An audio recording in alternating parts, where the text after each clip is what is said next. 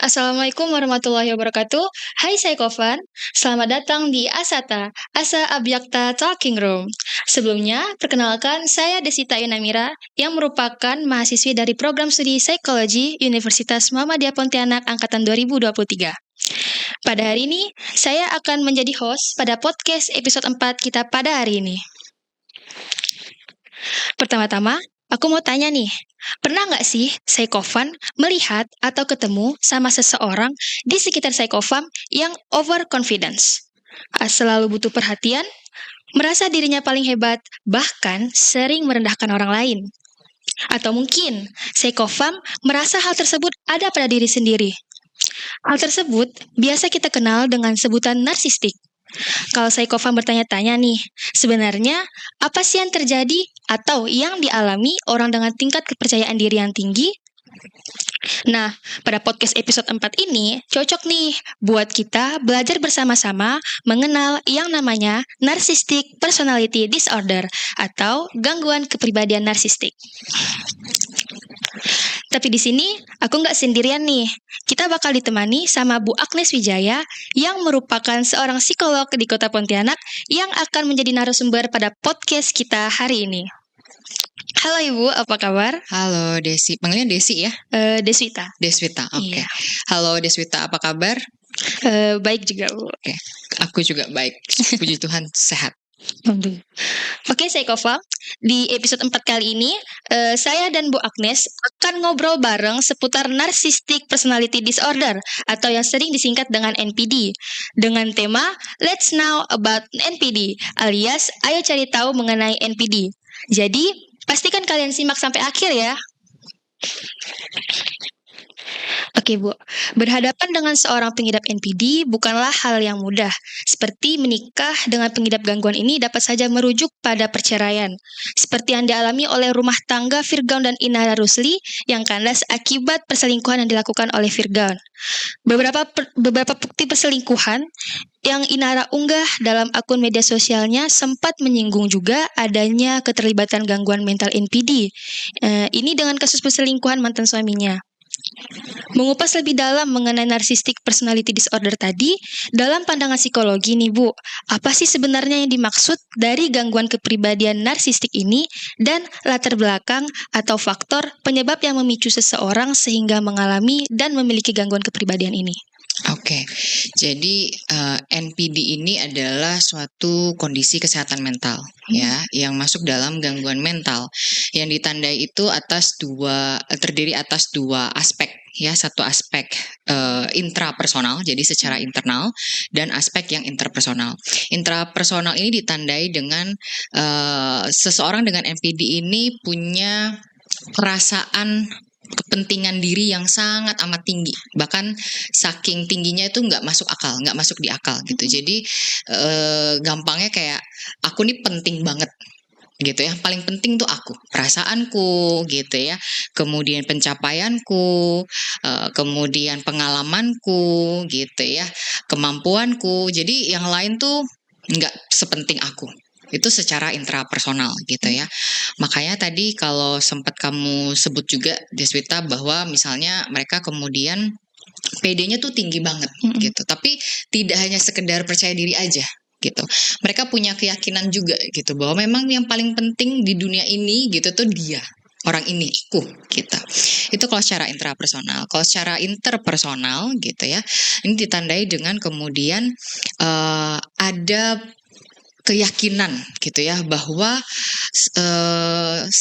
aku itu berhak dan pantas gitu, sehingga ketika dia berhubungan dengan orang lain dia akan punya keyakinan gitu ya bahwa aku itu pantas gitu ya untuk dipuja, aku itu pantas untuk dilayani gitu ya, aku itu pantas berhubungan, aku itu berhak berhubungan dengan orang-orang yang memang juga selevel denganku. Kalau nggak selevel sama aku tuh mereka nggak paham, aku tuh nggak mau dikaitin sama orang-orang yang selevel denganku gitu. Jadi kalau kita bicara NPD itu tidak hanya secara internal ada keyakinan di dalam dirinya, tapi juga secara interpersonal itu juga berdampak ke interaksi dia atau relasi dia ke orang lain kayak gitu. Nah, kita kan udah tahu nih makna dan faktor penyebab munculnya NPD. Sekarang kita juga tuh mau tahu Bu, apa aja sih gejala atau karakteristik dari seseorang dengan gangguan kepribadian narsistik dan akibat yang akan ditimbulkannya. Oke, aku jelasin lebih detail dulu ya soal Iya. faktor penyebabnya. Sebenarnya untuk faktor penyebab ini sendiri, untuk yang NPD ini memang istilahnya ini masih perdebatan gitu ya. Dan mungkin dari teman-teman juga belajar gitu ya, teman-teman yang belajar psikologi juga tahu bahwa, seringkali kalau kita ngomongin soal gangguan kesehatan mental, itu dia tidak terjadi hanya karena faktor tunggal. Jadi ada satu penyebab utama gitu, enggak ya. Biasanya pasti ada genetiknya, pasti ada lingkungannya gitu ya, pasti ada pengaruh pengalaman-pengalaman yang dia alami gitu ya. Nah, kalau dari NPD sendiri secara penelitian yang ada ya, satu memang ada faktor genetik. Jadi biasanya memang misalnya anak ya yang lahir dari orang tua yang juga memiliki NPD itu lebih besar kemungkinannya juga untuk memiliki NPD untuk si anak ini gitu ya. Terus secara genetik juga bisa istilahnya itu mungkin kalau genetik itu kan gen ya, secara biologis. Tapi ada juga yang genetiknya itu diturunkan secara sosial gitu ya. Jadi bagaimana misalnya anak itu belajar dari sikap perilaku orang tua gitu. Bagaimana sikap dan nilai yang orang tua anut gitu ya. Misalnya anak ini dari kecil ngelihat gitu ya, betapa orang tuanya ini seringkali misalnya menyombongkan diri mereka gitu. Kemudian mendiskriminasi gitu ya, merendahkan orang-orang yang si orang tua ini rasa bahwa levelnya nggak selevel nih gitu di bawahku gitu. Nah, ini juga bisa jadi pembelajaran buat si anak. Jadi dari anak ini mengamati, kemudian mencontoh gitu ya, mulai dari secara nilai-nilai yang dianut, kemudian juga perilakunya gitu. Nah, selain dari genetik tadi, yang kedua itu adalah salah satu juga yang banyak ditemukan adalah terkait dengan pola asuh orang tua ya. Pola asuh orang tua ini juga ada beberapa gitu. Jadi nggak cuma satu. Misalnya pola asuh yang terlalu overprotective gitu ya. Jadi apa-apa tuh nggak dibolehin gitu ya. Apa-apa tuh dilindungin gitu ya. Jadi kalaupun anak mau mencoba sesuatu itu sudah di-cut duluan, dihentikan duluan gitu ya. Sehingga biasanya anak ini kemudian akan punya perasaan penting tadi itu yang semakin dibesar-besarkan gitu ya. Wah, sepenting ini nih aku gitu ya. Sesaking pentingnya tuh dilindunginya sebegininya gitu kan ya. Terus saking berharganya ya dia aku dilindungi sebegininya gitu. Itu kalau yang overprotective. Bisa juga yang over evaluation atau overvaluation. Jadi biasanya ini orang tua yang kemudian sangat sering ya memuji anaknya gitu. Tapi pujiannya ini terlalu ya, bahkan sampai misalnya tidak sesuai nih dengan kenyataannya. Jadi terlalu over ya, terlalu over. Jadi over evaluation itu tadi gitu. Jadi pujian-pujian yang diberikan itu tidak sesuai dengan kenyataan, sehingga akhirnya anak itu perasaan pentingnya itu semakin berkembang lagi, semakin besar lagi gitu ya. Semakin merasa bahwa dia itu penting, semakin merasa bahwa dia itu hebat gitu ya. Semakin merasa bahwa dia itu yang paling penting gitu. Itu kalau yang over valuation. Ada lagi satu orang tua yang jenisnya adalah terlalu memanjakan, nggak ada boundariesnya. Jadi anak mau ngapain aja nggak apa-apa. Ya, mungkin kalau kita lihat sekilas oke juga ya, dalam arti kata, oh kalau anak salah tuh nggak yang langsung dimarahin gimana gitu ya, tetap dikasih pengertian dan segala macam. Tapi kalau kita bilang dia memanjakan, tidak ada boundaries, berarti dia terlalu ekstrim gitu. Jadi biarpun anak itu salah gitu ya, dia tidak dapat konsekuensi apapun gitu. Bahkan bisa saja dibela. Misalnya waktu kecil gitu ya, anak ini misalnya entah sengaja atau tidak sengaja gitu ya, membuli atau melukai temannya gitu ya. Ketika dipanggil sekolah, orang tuanya nggak terima gitu, nggak terima nih anaknya disalahin, ngebela anaknya. Anak ini kemudian bisa jadi belajar, oh sehebat itu ya aku gitu, oh sekebal itu ya aku gitu ya, oh sespesial itu ya aku gitu ya, sampai berarti aku nggak mungkin ya melakukan kesalahan gitu. Orang lain yang salah kayak gitu, bisa seperti itu. Nah, meskipun ini pola asuh yang berbeda-beda, tapi pada akhirnya menciptakan atau membuat anak itu tumbuh satu, mereka itu kemudian tidak biasa. Misalnya untuk namanya belajar menghadapi kegagalan misalnya. Belajar menghadapi pengalaman-pengalaman ketika sesuatu itu tidak sesuai dengan yang dia inginkan, tidak berjalan sesuai dengan yang dia inginkan gitu. Kemudian yang kedua juga anak itu kemudian tidak belajar gitu ya untuk bisa mandiri. Jadi kalau misalnya yang overprotective berarti apa-apa disediain. Yang dimanjain juga biasanya apa-apa disediain gitu. Sehingga dia belajar tumbuh dan berkembang dengan pola pikir bahwa oh, semua kebutuhanku itu akan dipenuhi orang lain dan harus dipenuhi oleh orang lain. Karena itu yang dia pelajari dari orang tuanya kayak gitu. Itu faktor penyebabnya. Sehingga kemudian kalau kita mau ngomong tanda-tanda dari NPD ini, kalau kita ini ya berpatokan pada DSM-5 itu ada 9 gejala ya yang menandai adanya NPD ya. Yang pertama itu terkait dengan tadi perasaan penting atau mungkin kita bilangnya sok penting gitu ya. Jadi seseorang yang memiliki NPD ini kemudian dia merasa ya dia yang paling penting. Pokoknya yang paling penting tuh gue, perasaanku gitu ya, pencapaianku, kesusahanku juga tetap yang paling penting, masalahku juga yang paling penting gitu. Sehingga kemudian mereka seringkali juga terlalu jadi overestimate gitu dengan kemampuan-kemampuan yang mereka miliki gitu. Terus mereka juga punya standar yang tinggi gitu dan mereka percaya bahwa mereka memenuhi standar yang tinggi itu gitu. Dan seringkali mereka juga kemudian akhirnya semacam memamerkan ya atau membesar-besar. Jadi bukan hanya ngasih tahu gitu, aku punya pencapaian ini, tapi bahkan bisa dibesar-besarkan lagi. Jadi tidak sesuai dengan realita yang ada. Itu yang pertama. Kemudian yang kedua juga orang-orang yang punya NPD ini biasanya punya fantasi-fantasi tentang sesuatu yang ideal, tentang kesempurnaan, tentang keberhasilan, kekuasaan, kecantikan. Kalau yang cowok ya berarti kegantengan gitu ya. Kemudian juga mereka bisa jadi punya fantasi tentang cinta yang ideal gitu. Jadi bahwa mungkin mereka merasa misalnya aku nih yang bisa memberikan cinta yang ideal kepada orang-orang di sekitarku gitu. Aku nih yang paling tahu gitu. Itu yang kedua. Kemudian yang ketiga juga berkaitan dengan mereka punya keyakinan bahwa mereka itu superior. Gitu ya. Jadi mereka itu spesial, unik. Nah, kalau kamu masih ingat tadi di awal juga sempat aku sebut bahwa mereka tuh percaya gitu ya bahwa mereka itu hanya boleh atau hanya bisa berinteraksi dengan orang-orang yang juga mereka rasa selevel dan hanya bisa dipahami juga sama orang-orang yang selevel. Jadi biasanya misalnya kalau mereka dikritik gitu ya, terus mereka merasa yang kritik itu nggak selevel gitu ya, atau mereka bisa jadi bisa pakai alasan itu, ini tuh nggak selevel, kamu tuh nggak ngerti gitu, aku tuh mikirnya gimana, keputusanku tuh gimana, kamu tuh nggak ngerti gitu. Jadi buat dia ya hanya orang-orang yang buat dia itu biasanya levelnya tinggi, yang hebat, yang terkenal gitu, yang mereka merasa bisa diasosiasikan nih, bisa dikaitkan nih dengan diriku. Tuh. Kemudian yang keempat pastinya mereka juga sangat punya kebutuhan untuk dipuji yang sangat tinggi, dipuji gitu ya. Nah, ini sebenarnya berakar dari harga diri yang rapuh atau fragile self-esteem. Harga diri yang rapuh atau rentan ini apa sih?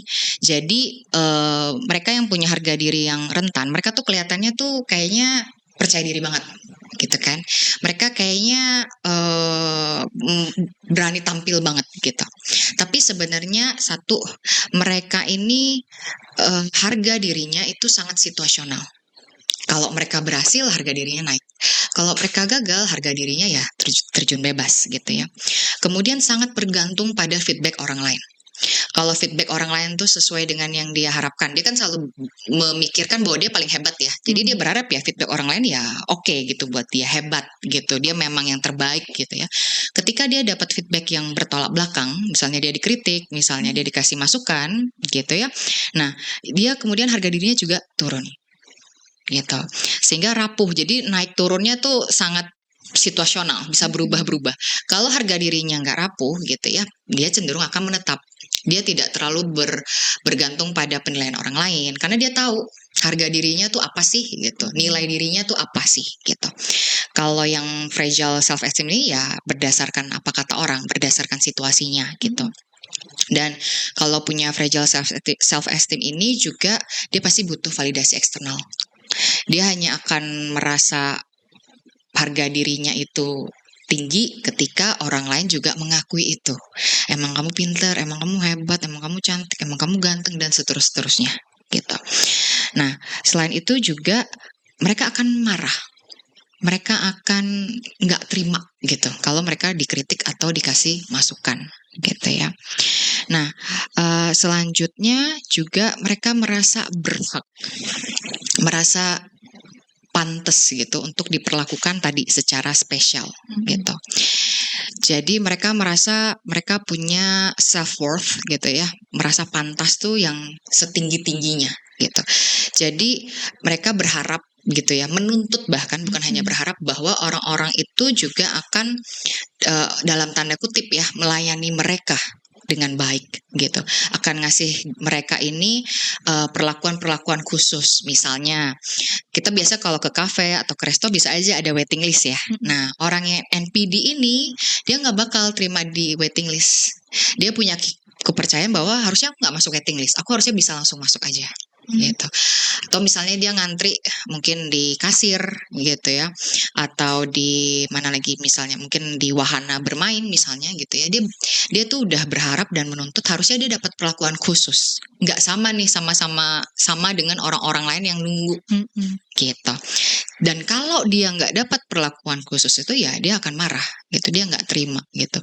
Mungkin dia akan bilang pelayanan kafe ini buruk gitu, misalnya jelek banget gitu, nggak tahu apa aku nih siapa, dan seterusnya misalnya seperti itu. Nah, kemudian yang berikutnya adalah karena NPD itu memang dia itu butuh pujian, butuh dipuja gitu ya, dan mereka itu terbiasa berpikir bahwa apa yang aku mau harus aku dapatkan, maka NPD itu juga biasanya cenderung ya hampir selalu melakukan manipulasi untuk mengeksploitasi orang lain. Eksploitasinya dalam bentuk apa? Satu, bisa jadi mereka akan mendekati orang-orang yang memang akhirnya bisa memenuhi kebutuhan untuk dipuja itu. Atau mereka akan mau berhubungan dengan orang-orang yang mereka anggap nggak selevel, tapi karena aku temenan sama yang nggak selevel itu, aku jadi lebih kelihatan lebih tinggi, lebih mencolok gitu. Jadi mereka nggak tulus kalau berhubungan gitu ya. Nah, kemudian terkait dengan karena mereka biasa ya, mereka tuh percaya bahwa aku tuh harus dapat yang aku mau. Maka mereka akan memanfaatkan orang-orang terdekat mereka untuk bisa memenuhi semua kebutuhan dia, semua keinginan dia. Dan itu dituntut ya. Bagaimana caranya dia akan memanipulasi supaya dapat nih yang dia mau gitu. Karena itu yang dia percaya, dia harus dapat itu gitu. Nah, itu baru yang keenam ya. Yang ketujuh itu biasanya orang NPD juga mereka itu bisa dibilang tidak punya atau sangat kurang empati. Karena kenapa? Karena buat mereka yang penting tuh aku. Yang lain nggak penting. Kalau kita mau berempati sama orang lain kan kita perlu bisa ya kira-kira menempatkan diri kita di sepatu orang lain. Membayangkan atau mencoba merasakan gitu ya. Gimana sih perasaan orang lain? Gimana sih penderitaan orang lain gitu ya. Nah, kalau orang NPD itu susah untuk bisa ngelihat itu. Karena buat dia ya aku yang paling penting, yang lain enggak. Kalau aku kan nggak lemah ya. Terus kalau orang lain lemah, ya itu berarti adalah kekurangan dia gitu, sesuatu yang buruk dari orang itu gitu. Jadi misalnya nih kalau kita punya temen atau mungkin pasangan yang NPD gitu ya, mungkin dia akan sangat semangat tuh cerita gitu ya tentang pencapaian dia, mungkin pengalaman dia hari itu mungkin, atau masalah dia gitu. Tapi kalau kita yang cerita sebaliknya, kita cerita balikan, kita mungkin ada masalah apa gitu ya, mereka akan minim feedback gitu. Terus mereka juga nggak sabaran gitu, kayak nggak penting untuk didengerin gitu. Atau kalau enggak mereka akan langsung nge-cut ya, motong pembicaraan dan bilang, iya aku juga kemarin gitu. Jadi spotlightnya itu balik ke dia lagi, harus balik ke dia lagi kayak gitu. Nah, dan mereka juga karena kan mereka harus tampil wah ya. Mereka harus tampil hebat gitu, bahagia gitu ya dan seterusnya.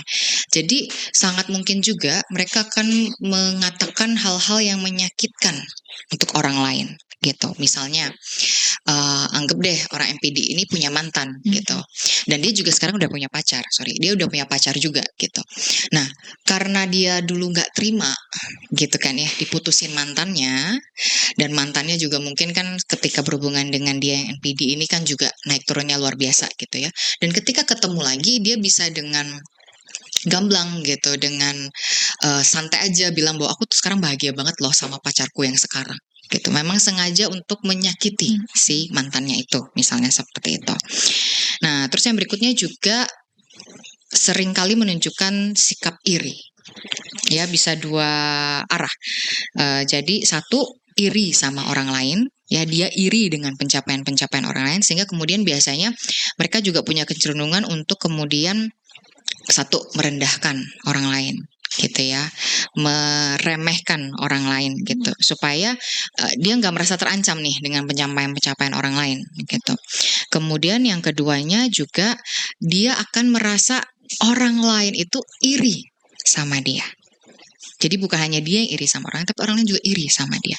Sehingga kalau misalnya let's say ada temennya yang mengkritik dia gitu ya, atau ada orang yang nolak dia gitu ya. Nah, dia akan biasanya dia bisa bilang gini, itu mah emang kamu iri aja sama aku. Makanya kalau ada apapun itu ada aja yang kamu kritik gitu. Misalnya seperti itu. Terus kalau misalnya ditolak, dia mungkin akan bilang, alah kayak cantik aja gitu ya, halah kayak ganteng aja gitu ya. Jadi dia akan menyerang balik ke orang itu gitu. Itu kalau soal iri gitu ya. Kemudian yang terakhir itu adalah dia akan menunjukkan sikap yang sombong, perilaku yang sombong gitu ya. Nah, menariknya sombong ini bisa dua. Dia bisa memang membesar-besarkan lalu merendahkan orang lain gitu ya. Tapi bisa juga dalam bentuk gini, dia merendah. Kenapa dia merendah? Supaya orang lain bisa ngelihat dia lebih tinggi lagi. Misalnya gini, biasanya yang sering terjadi ya kalau di lingkungan pertemanan atau ketika masih sekolah atau kuliah gitu ya. Ada yang bilang gini misalnya, aduh semalam gak sempat belajar nih gitu ya, ketiduran nih gini gitu gini. Terus ujian. Setelah itu nilai ujiannya ternyata A gitu ya, atau 100 gitu ya. Orang-orang kan gila, nggak belajar aja 100 ya kan, nggak ngerti aja 100 gitu, apalagi belajar, apalagi paham gitu. Jadi dia naik gitu pencapaiannya, jadi lebih besar daripada yang biasa. Kalau misalnya memang oh ya aku belajar gini, orang-orang kan oh pantes lah emang dia rajin gitu kan ya, jadinya pencapaian dia ya udah sewajarnya aja gitu. Juga bisa seperti itu gitu. Itu. Oke, sudah terjawab ya teman-teman. Selanjutnya Bu, tentu kan ada upaya dalam menangani narcissistic personality disorder atau NPD ini. Nah, apa sih upaya yang dapat dilakukan dalam penanganannya? Yang bikin gemes tuh gini ya, orang NPD itu mungkin saya bisa bilang hampir selalu mereka tuh nggak sadar mereka punya. Tapi disclaimer juga ya, bukan berarti kemudian tadi kan kita udah belajar nih ya tanda-tandanya, gejalanya, lalu kita bisa self diagnose, nggak bisa ya.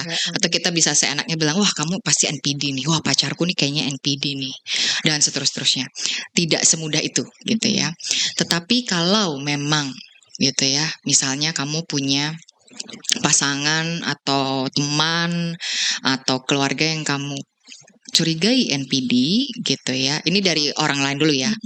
Nah itu bisa diarahkan untuk misalnya bertemu dengan profesional gitu.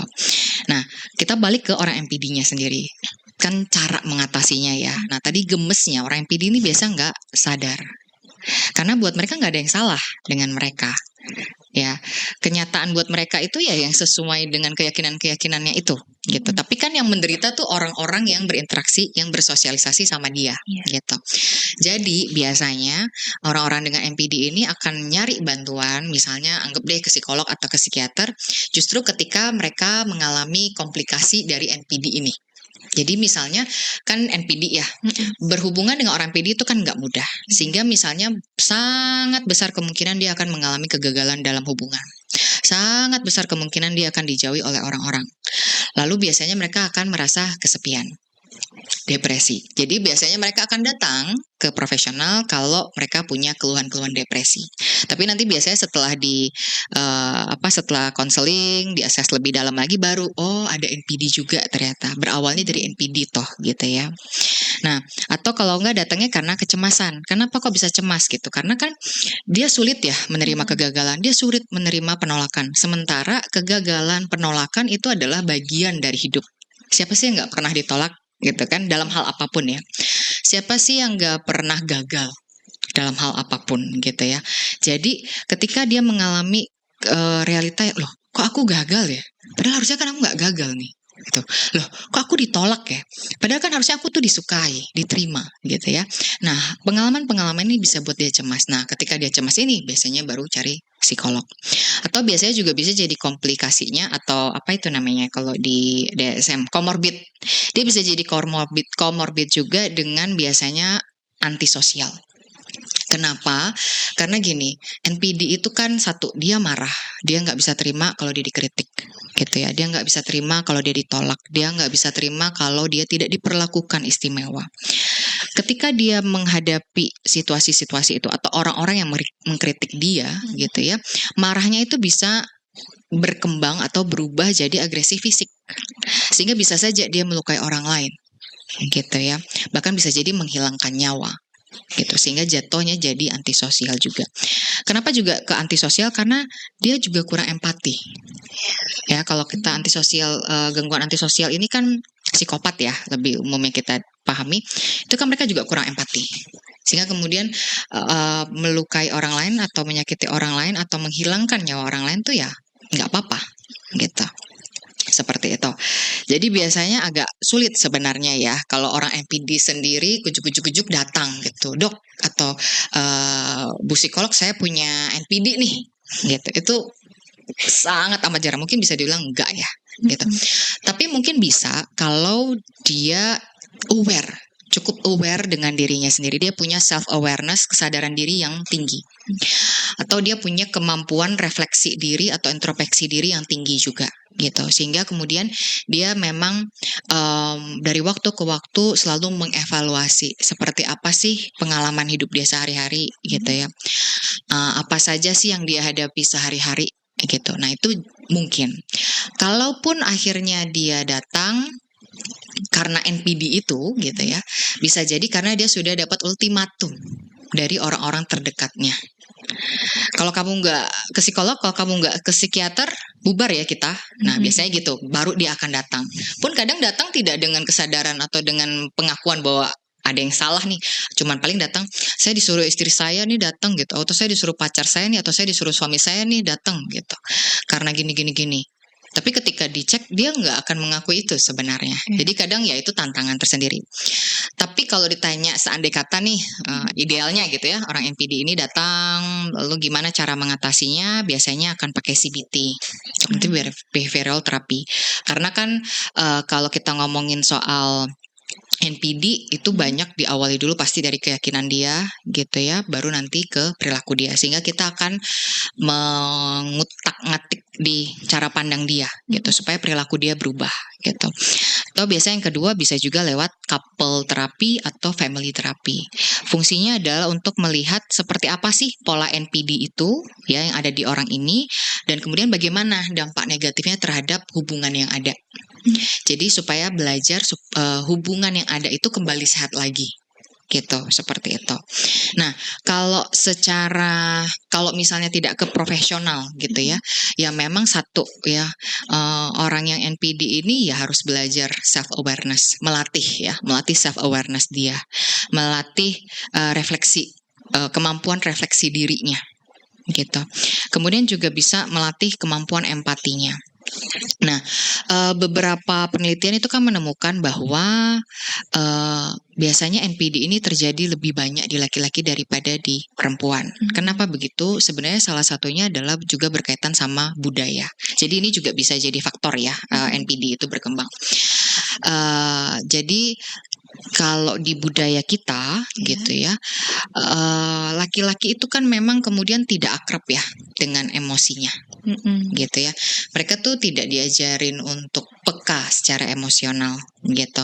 Bahkan mereka misalnya pada usia tertentu akhirnya kan masih anak-anak juga bahkan bisa dibilang, misalnya sering kita dengar kalau anak laki-laki itu jangan nangis, cengeng. Ya laki-laki itu harus kuat gitu ya. Jadi mereka sendiri juga jadinya nggak familiar ya sama apa yang mereka rasakan. Ketika mereka tidak familiar dengan apa yang mereka rasakan, otomatis mereka juga akan kesulitan untuk memahami apa yang orang lain rasakan gitu. Sehingga empatinya itu yang kurang. Makanya sering kan, meskipun mungkin nggak semua ya, sering kan misalnya kayak ketika pacaran misalnya gitu ya, yang cewek tuh ngerasa nih kok cowokku nih nggak paham ya gitu. Sementara di cowok itu kan udah kebiasaan ya. Emosi itu nggak penting gitu ya. Yang penting adalah solusi.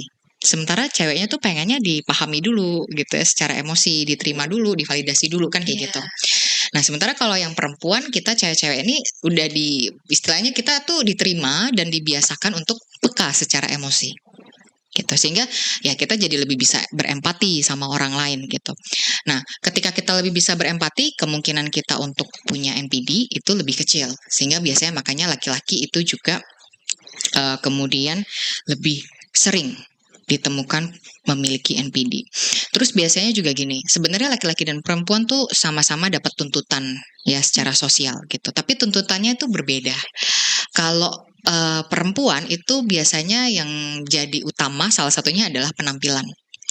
Ya, sehingga biasanya kalau misalnya perempuan itu mengalami NPD, seringnya adalah dia dari aspek penampilannya atau rupanya gitu ya, dia cantik apa enggak gitu ya, sehingga dia selevelnya ya sama yang ganteng dan seterusnya misalnya gitu ya.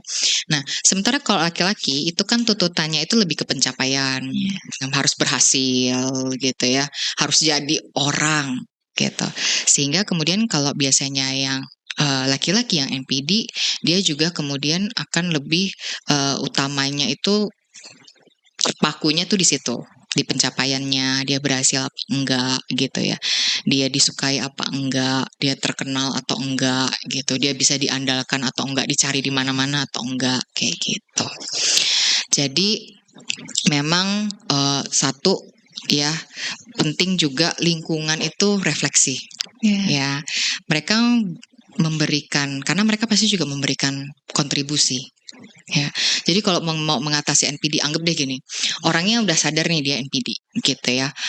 Orangnya nih udah latihan nih untuk lebih bisa berempati, lebih bisa mengelola emosinya, lebih bisa memahami orang lain. Dia juga latihan untuk lebih aware, ya, lebih sadar nih sama kecenderungannya dan perilakunya. Tapi dari lingkungannya itu masih sama, nggak ada yang berubah. Gitu ya, orang tuanya tetap, biasanya kan kalau orang tua overprotective itu kan dia nggak peduli ya, anak itu mau umur berapa, di mata orang tuanya tetap anak gitu ya. Kalau orang tuanya masih begitu juga ya sulit lah NPD itu untuk bisa pulih gitu ya, NPD itu bisa berubah gitu ya. Atau orang tua yang kemudian memang memanjakan, itu juga sama ya, biasanya juga nggak peduli usia kan, mau anaknya udah usia dewasa juga masih begitu perlakuannya gitu. Nah, itu juga bisa membuat perjalanan pulih si NPD ini juga jadi terhambat seperti itu.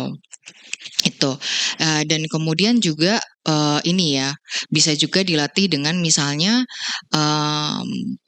mereka yang mengalami NPD ini kemudian punya kesempatan untuk terlibat dalam berbagai situasi atau lingkungan. Artinya dia perlu istilahnya itu kayak membuat jejaring dia lebih beragam. Ya, semakin dia dikelilingi oleh orang-orang yang juga seperti dia misalnya gitu ya, ya semakin sulitlah dia keluar. Semakin sulitlah dia melihat realita yang ada di sekitar dia. Gitu sih. Oke, gak kerasa ya teman-teman Psychofam, kita udah ada di pertanyaan terakhir aja. Dari pembahasan kita mengenai NPD tadi, Bu, kami juga mau tahu nih, apakah gangguan kepribadian narsistik ini merupakan salah satu bentuk gangguan jiwa yang dapat mempengaruhi kesehatan mental? Ya, iya, jawabannya iya, gitu ya. Riksa jawab ya dulu gitu. Jadi pada dasarnya ya namanya juga narcissistic personality disorder. Jadi dia gangguan, otomatis dia pasti akan berdampak pada kesehatan mental. Kalau kita bicara soal kesehatan mental gitu ya, kesehatan mental ini tidak hanya tentang bahwa secara perilaku aku oke, gitu ya. Secara mental secara kognitif aku oke gitu misalnya ya. Tetapi juga perlu misalnya bagaimana ketika orang-orang ini menghadapi suatu kesulitan, ya, orang-orang ini menghadapi suatu hambatan atau tantangan, ya, kemudian dia bisa melewati itu, bangkit lagi dari situ, gitu ya. Kesehatan mental juga bicara soal bagaimana bisa berelasi yang baik, yang sehat dengan orang lain, ya. Mau relasinya di pertemanan, di keluarga, di pasangan, di kerjaan. Bagaimana juga bisa produktif, gitu ya. Bagaimana tidak hanya sekedar bahwa dia bisa beradaptasi, dia bisa menyelesaikan masalah, tetapi dia juga bisa tetap berkontak dengan realita apa adanya, gitu ya. Nah, kalau kita balik ke tanda-tanda dari NPD gitu ya. Nah, ini kan semua sebenarnya mengganggu itu semua. Satu, cara pandang dia terhadap dirinya itu tidak sesuai dengan realita karena sering dibesar-besarkan, gitu kan ya. Kemudian yang kedua, secara relasi gitu ya, pada akhirnya pasti bermasalah, gitu ya. Misalnya akhirnya ya dia sering ditolak, gitu ya. Banyak orang yang kemudian nggak mau nih berinteraksi sama dia, misalnya, gitu ya. Kemudian juga secara emosi, tadi balik lagi, ketika dia mengalami kegagalan, gitu ya. Nah, ketika dia mengalami kegagalan, pasti dia akan sulit juga untuk bisa bangkit dari sana. Dia akan sangat sulit untuk menerima kenyataan bahwa dia itu gagal, gitu. Nah, yang berikutnya juga itu akan berpengaruh karena bisa NPD ini kemudian bisa berkembang ya, berdampak ke misalnya jadi depresi. Kalau depresi sudah pasti dia nggak akan produktif, ya. Emosi dia cenderungnya kalau nggak sedih banget, ya marah-marah banget, gitu kan ya. Dia akan istilahnya akan mengesampingkan perawatan diri dia. Dia akan melihat bahwa dirinya, masa depannya itu buruk, suram, gitu ya. Atau misalnya ya kemudian akan jadi cemas itu tadi. Kalau cemas otomatis secara emosi dia tidak stabil, ya. Dia akan tidak bisa merasa tenang dalam kesehariannya, dan itu pasti juga akan mengganggu produktivitasnya, gitu. Jadi memang NPD itu adalah sebuah gangguan yang pastinya memang berdampak pada kesehatan mental dan berdampaknya memang secara negatif. Begitu, Deswita. Oke, saya Kofal. Dapat dipahami ya dari penjelasan-penjelasan Bu Agnes mengenai gangguan kepribadian narsistik atau NPD ini, bahwasanya gangguan kepribadian narsistik ini merupakan hal serius, dan jika merasa bahwa ciri-ciri dari pengidap NPD ini ada pada orang lain di sekitar atau di diri Psychofarm sendiri, maka segeralah konsultasi ke psikolog ya teman-teman, jangan self-diagnosis. Baik, telah sampai kita pada penghujung acara kita pada hari ini. Untuk Bu Agnes selaku penyampaian materi pada saya pribadi dan tim Himapsi mengucapkan banyak terima kasih karena berkenan untuk menghadiri podcast pada hari ini. Terima kasih atas pertanyaan-pertanyaan yang telah dijawab, dan untuk teman-teman Psychofarm juga terima kasih karena menyempatkan waktu untuk menonton podcast kita kali ini. Dan juga kalau kalian ada saran untuk ide podcast selanjutnya, bisa banget nih komen atau DM di Instagram Himapsi UM Pontianak. Sekian yang dapat saya sampaikan. Thanks for watching. Jangan lupa like, comment, and subscribe channel ini karena kami bakal kembali lagi di podcast selanjutnya bersama ilmu-ilmu bermanfaat lainnya. Wassalamualaikum warahmatullahi wabarakatuh. Sampai jumpa, saya Kofam.